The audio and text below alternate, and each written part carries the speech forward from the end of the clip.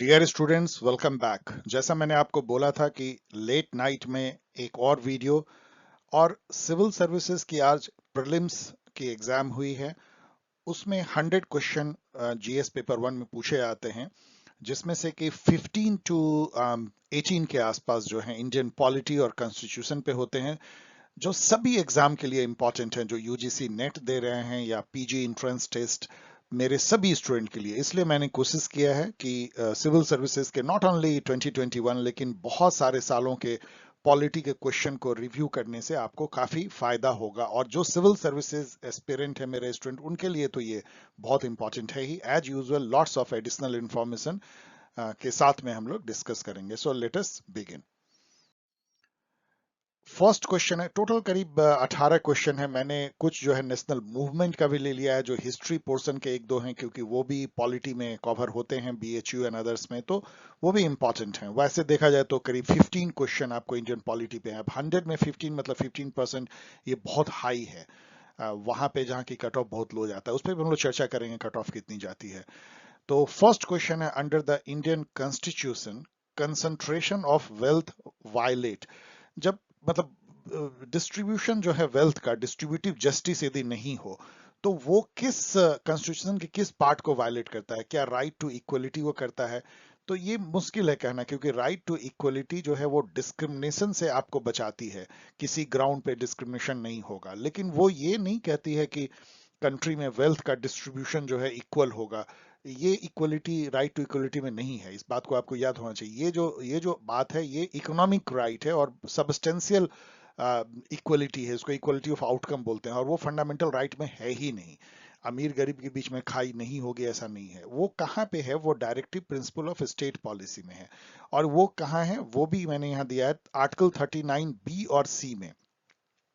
इसमें क्या लिखा हुआ है कि स्टेट ऐसा कोशिश करेगी that the ownership and control of the material resource of the community are so distributed as best to subserve the common good. मतलब डिस्ट्रीब्यूटिव जस्टिस होनी चाहिए, इक्वलिटी होनी चाहिए रिसोर्सेज में, and that the operation of the economic system does not result in the concentration of wealth and means of production to the common detriment।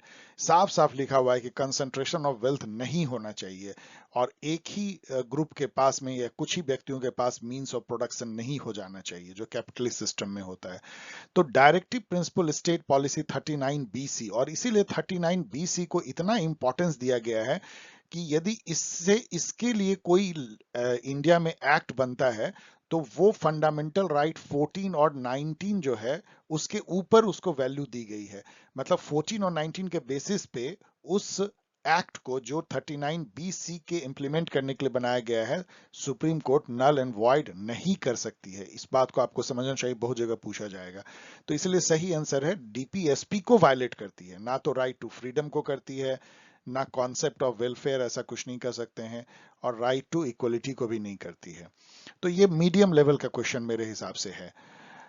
अब यहाँ पे आइए दूसरा question, what is the position of right to property in India. ये तो मेरे हिसाब से मीडियम क्या इजी क्वेश्चन भी हो सकता है। मैंने कई बार आपको बताया है कि राइट टू प्रॉपर्टी पहले आर्टिकल 31 में थी, उसको 44th अमेंडमेंट से जो है हटा दिया गया और उसको ठेल दिया गया एक सिंपल कॉन्स्टिट्यूशनल राइट में अंडर आर्टिकल 300A। और वहां लिखा हुआ है नो पर्सन, गौर कीजिए, सिटीजन नहीं लिखा हुआ है। इसका मतलब कोई एलियन को भी ये राइट मिलेगा, कोई फॉरेनर भी आएगा तो उसको भी ये राइट मिलेगा। No person shall be deprived of his property save by authority of law. मतलब कानून के अनुसार ही किसी के प्रॉपर्टी को छीना जा सकता है, सरकार उसको अधिग्रहण कर सकती है। तो ये आर्टिकल 300 है। इसलिए इसका क्या हुआ, आज के डेट में ये जो है फंडामेंटल राइट तो है नहीं। Neither fundamental right not legal right कहना गलत है, क्योंकि लीगल राइट है। और ये सिटीजन को ही केवल अवेलेबल नहीं है, एनी पर्सन को है। आप देख सकते हैं नो पर्सन, इसलिए ये लीगल राइट है। एक तरह से ये समझिए कॉन्स्टिट्यूशनल राइट है, लीगल राइट से भी बड़ा राइट है। यहाँ गलत लिखा है, ये लीगल राइट केवल नहीं है, ये कॉन्स्टिट्यूशनल राइट है। जो कॉन्स्टिट्यूशन में जो राइट लिखी गई है वो कॉन्स्टिट्यूशनल राइट होती है।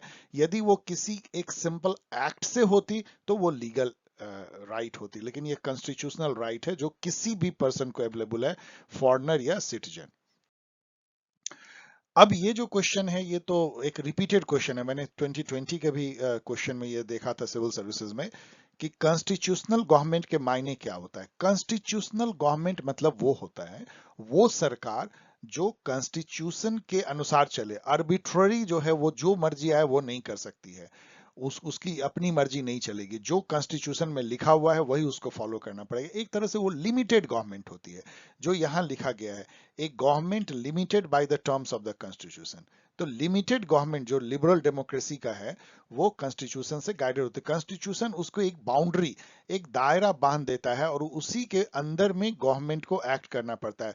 हर गवर्नमेंट चाहती है इस दायरे को तोड़ देना, आप समझिए, पावर ऐसे ही होता है। कोई भी गवर्नमेंट नहीं चाहती कि उसके ऊपर कोई बंधन रहे, क्योंकि वो पावर है और पावर का कोई लिमिट नहीं होता है। लेकिन कॉन्स्टिट्यूशन जो है गवर्नमेंट को एक घेरे में बांध देती है, उसको लिमिट करती है। अब ये अदर ऑप्शन देखेंगे तो representative government of a nation with federal structure, ये सब ऐसा कुछ नहीं है। Government whose head enjoys nominal power, no. A government whose head enjoys real power, ऐसा कुछ नहीं है। एक government limited by the terms of the constitution. तो एक मायने में याद रखिए या एक लाइन में कि constitutional government means limited government, because ये लिबरल डेमोक्रेसी से आता है। In the context of colonial India, Shah Nawaz Khan, Prem Kumar Sehgal and Gurbakh Singh Dhillon are remembered as। अब ये इजी क्वेश्चन है, क्योंकि यदि आपने नेशनल मूवमेंट पढ़ा है, जैसे बीएचयू के मेरे स्टूडेंट ने पढ़ा है या एएमयू के, तो आपको पता है कि ये तीनों जो है आईने जो ट्रायल हुआ था उसके हीरो थे, officers of the Indian national army.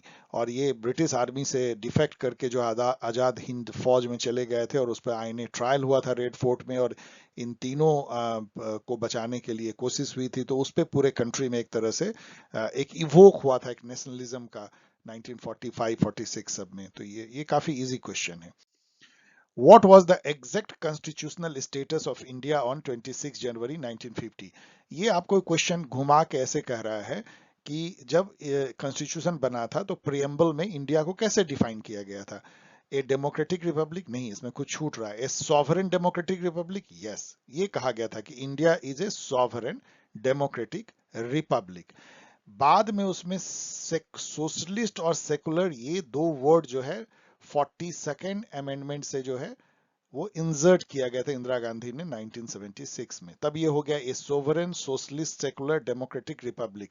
ये आज के डेट में यही है, ऐसा ही लिखा हुआ है। लेकिन जब आजाद हम हुए थे और कॉन्स्टिट्यूशन बना था और लागू हुई थी 26 जनवरी को, तो ऐसा लिखा हुआ था, सोवरेन डेमोक्रेटिक रिपब्लिक। ये मीडियम लेवल का या इजी लेवल का क्वेश्चन है।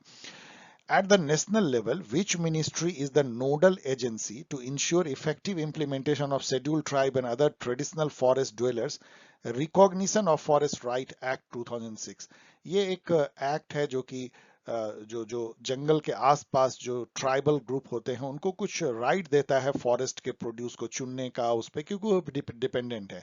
अब ये पूछ रहा है कि ये जो शेड्यूल्ड ट्राइब या ट्राइबल पीपल को जो फॉरेस्ट प्रोड्यूस पे कुछ राइट है, ट्रेडिशनल राइट, वो कौन मिनिस्ट्री देखता है। आपको कंफ्यूजन केवल देखिए इसमें तो होगा नहीं, पंचायती राज रूरल डेवलपमेंट, आपको कंफ्यूजन होगा क्या ये ministry of environment forest and climate change देखती है, मिनिस्ट्री ऑफ ट्राइबल अफेयर देखती है, क्योंकि मामला तो ट्राइब्स का है लेकिन ये मामला फॉरेस्ट का भी है।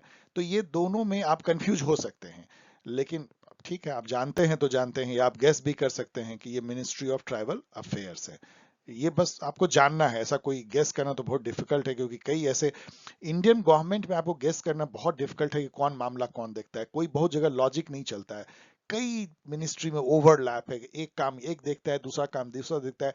इसलिए मुझे बहुत कोफ्त होती है जब ये सेटर लोग ये क्वेश्चन पूछते हैं। इनको खुद नहीं पता होगा कि ये कौन मिनिस्ट्री देखता है नहीं देखता है, कॉपी पेस्ट करते हैं, क्योंकि ये कोई नहीं जान सकता है यहाँ इतने सारे मिनिस्ट्रीज हैं, इतने सारे सब्जेक्ट और इतना ओवरलैप है।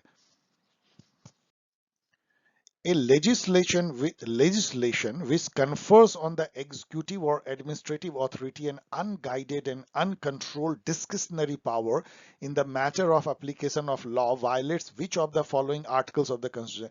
ये एकदम इंग्लिश का प्ले है, ये इसको हिंदी में कहिए तो एक ऐसा कानून या एक्ट जो एग्जीक्यूटिव को एकदम एक अनब्रिडल्ड पावर दे देता है, उसको कोई रोक टोक नहीं है, कुछ भी वो कर सकता है। ऐसा एक तो इस टाइप का पावर, आर्बिट्ररी पावर कोई लेजिस्लेशन देता नहीं है।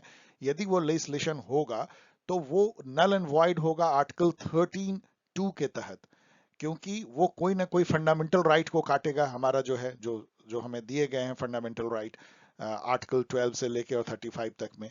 तो हम जो है कोर्ट में जाएंगे, रिट पिटीशन दायर करेंगे और वो जो एक्ट है वो नल एंड वॉइड हो जाएगी। इसलिए आर्टिकल 32 पिक्चर में आता है, जो हमें कॉन्स्टिट्यूशनल गारंटी देता है कि कोई भी एक्ट जो है पार्लियामेंट से पास हुआ वो हमारे फंडामेंटल राइट को वायलेट नहीं कर सकता है। तो इसलिए आर्टिकल 32। बाकी आप देखेंगे राइट टू इक्वलिटी से कोई मतलब नहीं है। ये 28 तो कल्चरल मतलब एक तरह से माइनॉरिटी को कुछ राइट होती है, मतलब एजुकेशनल इंस्टीट्यूट को फोर्सिबली नहीं ज्वाइन करना है, राइट लाइक दैट, उस टाइप की राइट है। और आर्टिकल 44 जो है ये सिविल कॉमन सिविल कोड जो है, यूनिफॉर्म सिविल कोड, उससे रिलेटेड सबसे नहीं है। आर्टिकल 32 जो कि हमें कॉन्स्टिट्यूशनल गारंटी देती है कि कोई भी ऐसा आर्बिट्ररी एक्ट नहीं लाया सकता जो हमारे फंडामेंटल राइट को वायलेट करे। विच वन ऑफ, तो इसको डिफिकल्ट या मीडियम कह सकते हैं। विच one of the following is an Indian in Indian polity is an essential feature that indicate that it is a federal in character। अब ये क्वेश्चन केवल ये आपको टेस्ट करता है कि फेडरलिज्म के लिए कुछ चीजें एकदम जरूरी होती हैं, जैसे एक रिटन कॉन्स्टिट्यूशन होना जरूरी है। दूसरा है उस कॉन्स्टिट्यूशन में डिवीजन जो है वो एकदम स्पष्ट होना चाहिए कि ये आइटम पे जो फेडरल गवर्नमेंट का जुरिडिक्शन होगा, इस आइटम पे जो प्रोविंसेस या स्टेट गवर्नमेंट का होगा ये कॉमन होंगे। और तीसरा, एक इंडिपेंडेंट जुडिशरी होनी चाहिए जो किसी भी दोनों ही गवर्नमेंट के कंट्रोल में ना हो, एग्जीक्यूटिव के कंट्रोल में ना हो, जो कि फेडरल गवर्नमेंट और प्रोविंसेस के बीच में यदि झगड़ा हो तो उसको निपटारा कर सके। यहाँ पे वो एक फीचर दिया गया है, independence of judiciary is safeguarded. यदि ये नहीं है, ये सब चीजें, रिटन कॉन्स्टिट्यूशन नहीं है, उसका अमेंडमेंट भी रिजिड होना चाहिए, बहुत फ्लेक्सिबल नहीं, और यदि डिवीजन नहीं है, इंडिपेंडेंट जुडिशरी नहीं, तो कोई फेडरलिज्म का मतलब नहीं है। इसलिए ये सही है। बाकी देखिएगा तो union legislature has elected representative from constituent unit, ये तो वैसे भी होगा। यदि आपका यूनिटरी होगा तब भी डिफरेंट डिफरेंट कंस्टिट्यूएंसी से जो है यूनियन लेजिस्लेचर आएंगे, डिफरेंट डिफरेंट रीजनल पार्टी से आएंगे तब भी आ सकते हैं। इवन इंग्लैंड में भी आते हैं, स्कॉटलैंड से, वेल्स से। The fundamental rights are enforceable by court of law, यही आर्टिकल 32 कहता है। ये तो कोई, इससे कोई फेडरलिज्म का नाता नहीं है। तो मतलब इसके ऑप्शन भी बहुत कोई कठिन नहीं है, आप इसको चुन सकते हैं। मीडियम कैटेगरी का question. Which one of the following best define the term state, ये क्वेश्चन बहुत अच्छा है क्योंकि ये चारों को यदि आप पढ़ेंगे मुझे तो बहुत ज्यादा टाइम लग जाएगा, लेकिन चलिए मैं केवल दो पढ़ता हूँ, ये दोनों तो बिल्कुल बकवास है। ए है a community of person permanently occupying A definite territory, एक डेफिनिट टेरिटरी में कुछ पीपल रह रहे हैं, पॉपुलेशन है, टेरिटरी है, बॉर्डर है। Territory independent of external control, मतलब कि सॉवरेंटी है, आप ये समझिए, कोई उस पर एक्सटर्नल कंट्रोल नहीं, तो सॉवरेंटी भी हो गया। And possessing a organise government, एक गवर्नमेंट भी है। बस इतना ही जो है स्टेट के लिए जरूरी है। एक फिक्स्ड टेरिटरी में पीपल रह रहे हो, वो अपने आप में सॉवरेन हो उसके ऊपर, और किसी की सत्ता नहीं हो, और उसको एक ऑर्गेनाइज गवर्नमेंट हो, तो वो स्टेट है। अब यहाँ पे देखिए क्यों जो है बी सही नहीं है। A politically organise people of a definite territory, यहां तक सही है। And possessing an authority to govern them, ये भी सही है। Maintain law and order, protect their natural right and safeguard their means of, इतना ये सब ब्ला ब्ला नहीं है। मतलब जहां पे नेचुरल राइट को प्रोटेक्ट नहीं करेगा गवर्नमेंट, वहां स्टेट नहीं कहलाएगा। क्या टोटलिटेरियन स्टेट नहीं होते हैं? जहां पे मींस ऑफ सस्टेनेंस मतलब इकोनॉमिक राइट नहीं देगा वो स्टेट नहीं होगा। तो इतनी इतनी आप बंधन नहीं दे सकते हैं। बहुत सारे स्टेट हैं, आप याद कीजिए, ऑथोरिटेरियन, डिक्टेटरशिप, टोटलिटेरियन, जो कि ऐसे कोई राइट नहीं देते हैं। इसलिए ये डेफिनेशन सही। बाकी दो डेफिनेशन तो बहुत ही बेकार है, वो तो आप कर लेंगे। With reference to India consider the following statement, there is only one citizenship and one domicile, ये सही है। मतलब कि सिटीजनशिप यहाँ पे इंटीग्रेटेड है, मतलब आपको कोई ऐसा नहीं है कि आप बिहार के सिटीजन हैं, दिल्ली के सिटीजन हैं, लाइक, या सेंट्रल गवर्नमेंट के, मतलब स्टेट और सेंट्रल गवर्नमेंट दोनों के अलग अलग सिटीजनशिप नहीं है, यूनिफाइड सिटीजनशिप है। ये भी एक हमारा अजीब टाइप का फेडरल स्ट्रक्चर है। कई जगह पे जहाँ पे कि इस बहुत स्ट्रांग फेडरल होती है, मतलब फेडरलिज्म बहुत स्ट्रांग होता है, वहां पे प्रोविंसेस के भी आप सिटीजन हो सकते हैं। तो ये सही है। A citizen by birth only can become head of the state, ऐसा कुछ भी नहीं है। यदि आप देखेंगे प्रेसिडेंट कौन बन सकता है तो उसमें सिटीजन लिखा हुआ है। सिटीजन किसी भी तरह का हो, चाहे वो नेचुरलाइजेशन से हो, बाय रजिस्ट्रेशन हो, बाय एप्लीकेशन हो, बाय जो भी मीन से सिटीजन होना चाहिए। ऐसा नहीं कि यहीं पे जन्म लिया हो, तो ये गलत है। A foreigner once granted the citizenship can not be deprived of it under, ऐसा ऐसा आउटलैंड, देखिए क्या ये क्या कहता है कि एक फॉरेनर को यदि हमने सिटीजनशिप दे दिया तो किसी भी सर्कमस्टांसेस में उसके सिटीजनशिप को हम छीन नहीं सकते हैं। ये सब आउटलैंडिशली इनकरेक्ट स्टेटमेंट है, मतलब आप इसको बिल्कुल इनकरेक्ट मानिए। ऐसा कभी होगा कि एक मान लीजिए वो टेररिस्ट डिक्लेयर हो जाए, कोई फॉरेनर को हमने सिटीजन दिया और पता लगा कि वो हमारे कंट्री के अगेंस्ट में जासूसी कर रहा है, तो हम उसको उसका सिटीजनशिप नहीं ले सकते हैं? आसानी से ले सकते हैं, बहुत सारे रीजन होंगे जिससे हम ले सकते हैं। इसलिए ये नहीं सही होगा, ये सही तो नहीं है, तो ओनली वन सही होगा। Which one of the following factors constitutes the best safeguard of liberty in a liberal democracy? अब ये कहता है कि लिबर्टी के लिए इसमें से कौन सबसे अच्छा सेफ गार्ड है। एक कमिटेड जुडिशरी, कमिटेड जुडिशरी का मतलब पता है क्या है? Not committed to the people, याद रखिएगा, committed to the government of the day. मतलब जिसकी आप कहिए कि केज्ड पैरट, तो क्या केज्ड पैरट आप चाहेंगे जुडिशरी केज्ड पैरट हो जाए, वो गवर्नमेंट के सुर में लाने लगे, तब तो डेमोक्रेसी गई, लिबर्टी गई। तो ये तो बिल्कुल नहीं होगा। सेंट्रलाइजेशन ऑफ पावर लिबर्टी को छीनेगा। इलेक्टेड गवर्नमेंट ठीक है, अच्छा है, लेकिन कोई ऐसा जरूरी नहीं कि इलेक्टेड गवर्नमेंट आपको लिबर्टी दे ही दे। जबकि यहां दूसरा है सेपरेशन ऑफ पावर, एक्चुअली ये है। अब आपको लगेगा सेपरेशन ऑफ पावर कैसे हमारे लिबर्टी को गारंटी करती है? पहले तो याद कीजिए कि ये बात किसने कही थी? मॉन्टेस्क ने कही थी ये बात, कि सेपरेशन ऑफ पावर लिबर्टी को गारंटी करता है। अब सेपरेशन ऑफ पावर क्या है लिबरल डेमोक्रेसी में? वो ये कहता है कि इसमें जो ऑर्गन ऑफ गवर्नमेंट है, एजुकेटिव गवर्नमेंट मतलब उसको बोलते हैं, लेजिस्लेचर पार्लियामेंट कहते हैं, और जुडिशियरी कोर्ट, ये तीनों एकदम सेपरेट होना चाहिए, मतलब एक दूसरे से घालमेल नहीं होना चाहिए, इंडिपेंडेंट होना चाहिए।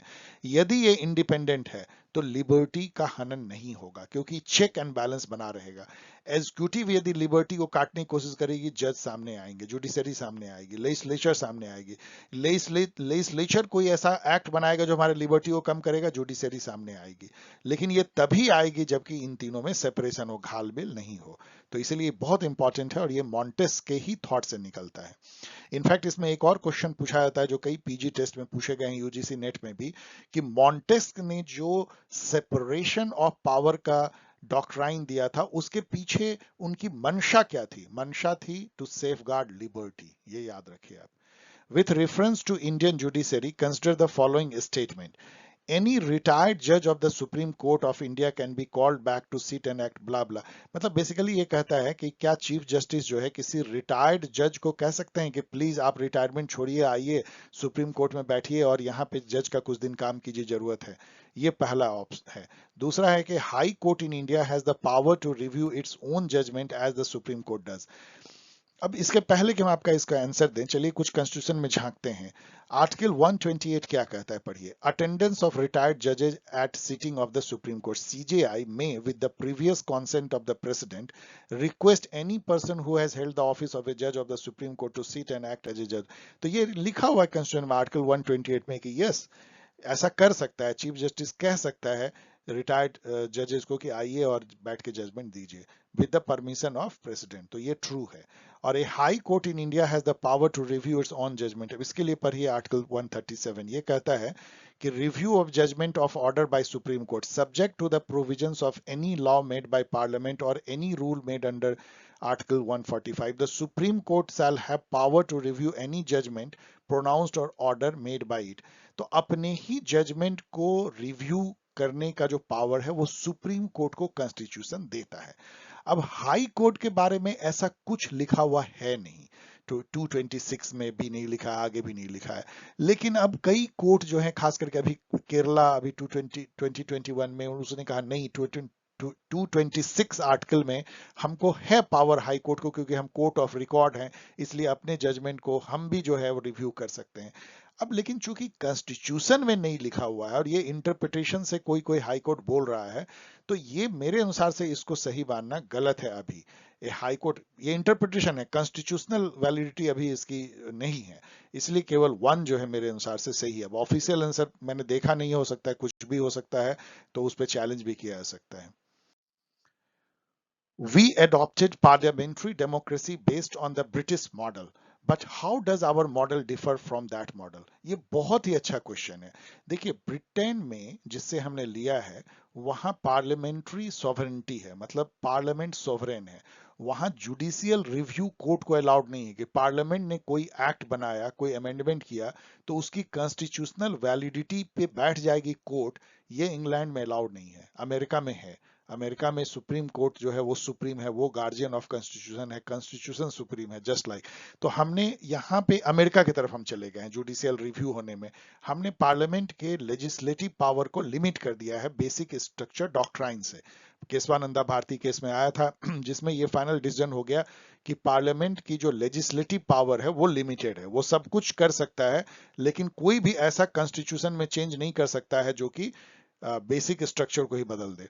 तो अब देखिए इसका option, as regard legislation the British parliament is supreme और sovereign, but in India the power of parliament to legislate is limited. ये लिमिटेड कर दिया गया, limited by basic structure doctrine.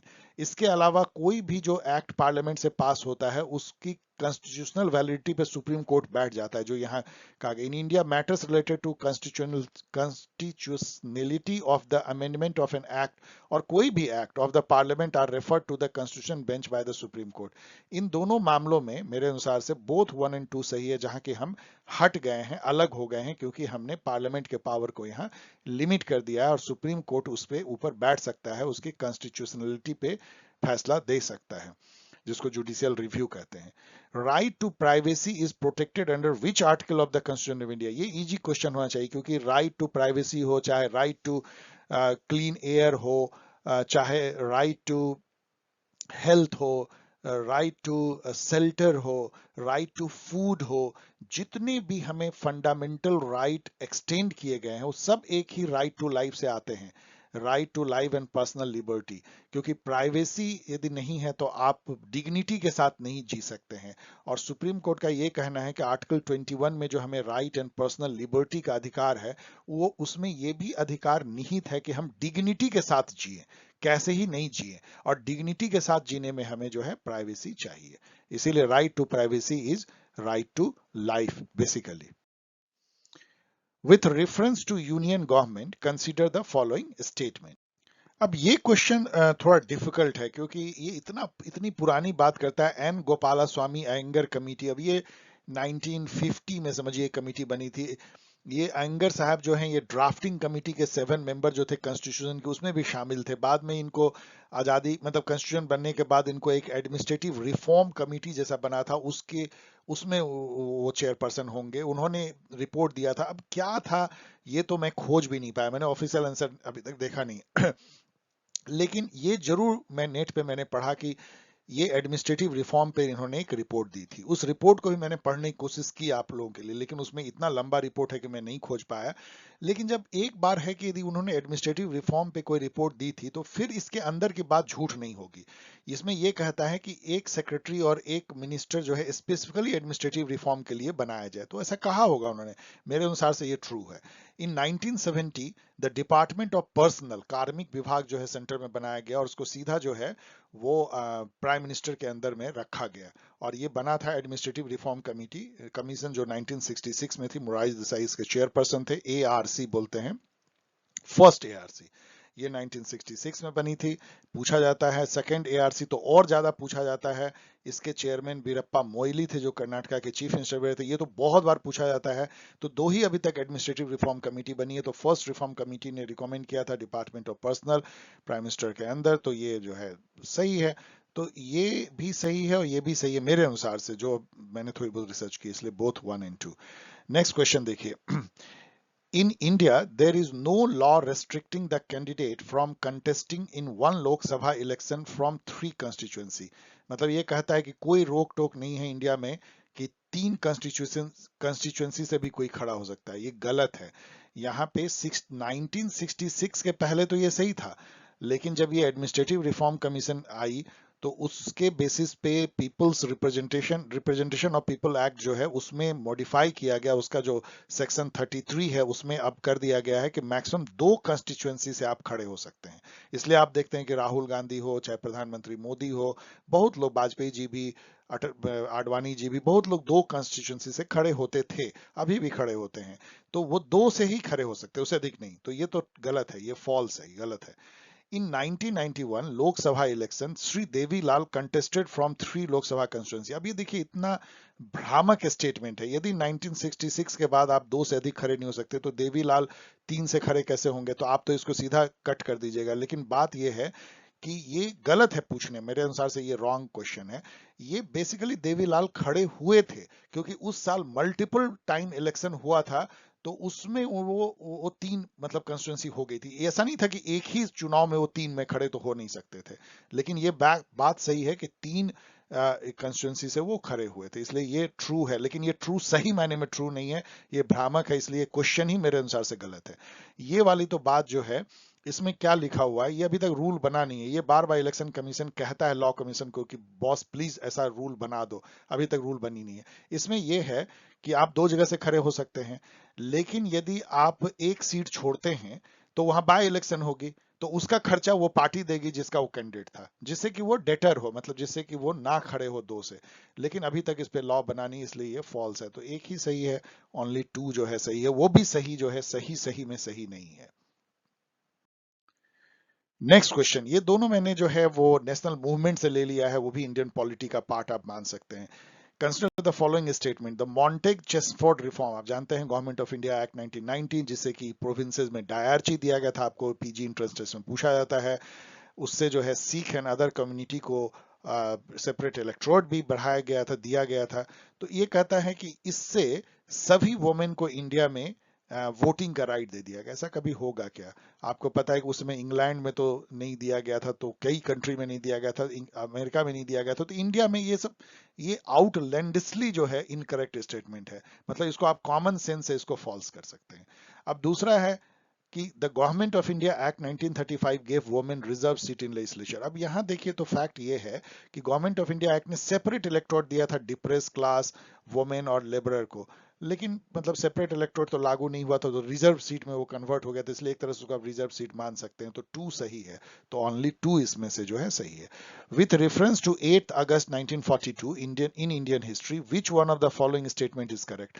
तो ये तो आपको इजी लगना चाहिए, क्योंकि आपको यदि क्विट इंडिया मूवमेंट याद हो, तो 8 अगस्त 1942 को बेसिकली मुंबई में सुबह सुबह क्विट इंडिया रिजोल्यूशन जो है वो पास किया गया था एआईसीसी में। उसी के बाद सभी नेता को गिरफ्तार कर लिया गया। लेकिन ये एक तरह से स्वतः स्फूर्त, जिसको बोलते हैं सेल्फ स्पॉन्टेनियसली, जो है ये जंगल में आग की तरह ये फैल गई, और लोग बिना नेता के ही रोड पे निकल आए क्विट इंडिया मूवमेंट में डू और डाई का नारा देते हुए। तो क्विट इंडिया रिजोल्यूशन पास हुआ था। बाकी ये सब चीजें देखने की भी आपको जरूरत नहीं है। 8 अगस्त 1942। So dear student, thank you very much. अब यहाँ पे यदि हम आपको बेसिकली बिफोर वी पार्ट, मैं ये बोलूंगा, जो मैं आपको बोल रहा था कि ये क्वेश्चन आपने देखा होगा, और मैंने इसलिए बनाया है कि मेरे सभी स्टूडेंट देखें और कॉन्फिडेंस गेन करें कि कोई बहुत ज्यादा डिफिकल्ट क्वेश्चन सिविल सर्विसेज नहीं पूछे जाते हैं। और एक चीज जब आप जानेंगे तो आपको और बहुत हिम्मत आएगी। क्या आपको पता है कि सिविल सर्विसेज प्रीलिम्स का कट ऑफ कितना लो जाता है? ओनली पिछले साल 46% गया है। अब जरा आप सोचिए, 46% ऑब्जेक्टिव टाइप क्वेश्चन में, जहां आप पीजी इंट्रेंस टेस्ट देते हैं तो 70 के ऊपर ही आपका काम बनता है, और यहाँ 46% पे आपका सिलेक्शन प्रीलिम्स में हो रहा है। और आप देखिए कि अभी हम लोगों ने 18 क्वेश्चन डिस्कस किए। यदि आप मेरे साथ बने हुए हैं, मैं दावा करता हूं, यदि आप 3 साल से मेरे साथ पढ़ाई कर रहे हैं, तो मेरे अधिकतर स्टूडेंट इस 18 क्वेश्चन था, उसमें से कम कोई भी मेरा स्टूडेंट 12 सही करेगा, जो कि करीब जो है आप समझिए 67% जो है वो होगा। और आप समझिए यहाँ 46% आपको लाना है, मतलब कि आप इंडियन पॉलिटी में तोड़ देंगे, एक तरह से समझिए। और बाकी में यदि आप इवन 35% भी लाते हैं, तो आप जीएस पेपर 1 में 46 ले आएंगे, और सीसैट जो पेपर 2 है वो तो और इजी है, उसमें तो 46 लाएंगे ही। और इस साल जो अभी मैंने टीवी पे मैंने देखा, कुछ जगह न्यूज़पेपर में देखा कि बहुत जो स्टूडेंट है वो घबराए हुए निकले हैं कि इस बार क्वेश्चन और लेंदी है, तो हो सकता है कि ये कट ऑफ 44% चला जाए। इसलिए जो है आप देख सकते हैं कि उस लिहाज से देखा जाए तो पॉलिटी के क्वेश्चन में कोई ज्यादा दम नहीं है, और वो इसलिए आपको लग रहा है कि आप मेरे साथ बने हुए हैं। हम लोगों ने बहुत डिटेल में, बहुत अच्छे से जो है पढ़ाई की है पिछले कई सालों में। Okay, thanks for watching. यदि आप मेरे न्यू हैं सिविल सर्विस एस्पिरेंट, यदि आप इसको देख पा रहे हैं तो प्लीज सब्सक्राइब करें, शेयर करें, और यदि मेरे स्टूडेंट हैं तो आप एक कम्युनिटी के पार्ट हैं, तो आप डेफिनेटली जो है और जुड़े मुझसे website, email, Telegram, Twitter. Bye, good wishes.